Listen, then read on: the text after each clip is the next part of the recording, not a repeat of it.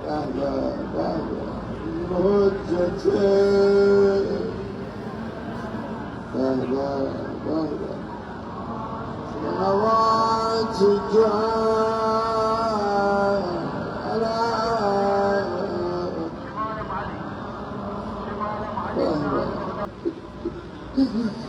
ابن الهزام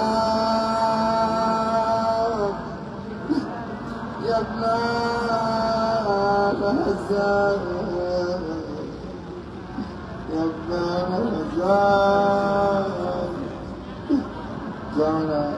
جانا بي يا ابن الهزام يا ابن الهزام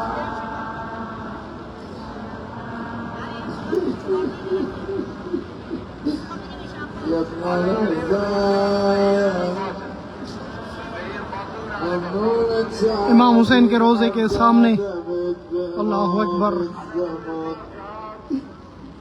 خدا قسم هیچ وقت در مجلس گرمی نمیگم، احتیاج ندارم. هرچیه تو گریه امام زمانت اول برام فراق امام زمانت گریه کن. با خدا حرف بدنی چند دقیقه آردای حرفی از خدمتی گفتم امام زمان حتما اینجاست، آره شک نکن. یه بار مادرش و مدینه تنها گیره بردن بسه، مگه میشه پهلو شکسته بیاد کربلا؟ امام زمان برا احترام اونجا نباشه، بکنه ندت برم مهدی جان من چه قابل نیستم دعات کنم، اما خبات ولی چرده به این اجراس هرچی میره جلوتر سختر شد. آن شاخه که بار سیب نو برید مادر امشب کربلاست داد، پهلو شکسته امشب کربلاست داد. آن شاخه که بار سیب نو برید بگم با یک تکان بی هوا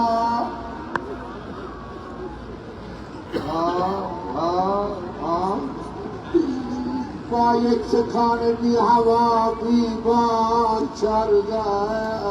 یا الله سخت میشه هرچه بادا با آی پیر حرم را پیر حرم را دست بسته میکشیدن.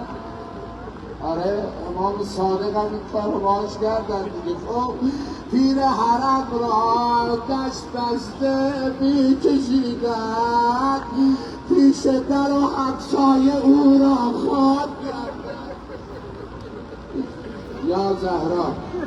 یا زهرا این شعرها هرچی میره جلوتر ناله رو به مدینه زیادتر میکنه. آماده ای؟ مثل همین رفتار روز دوشنبه ناله دار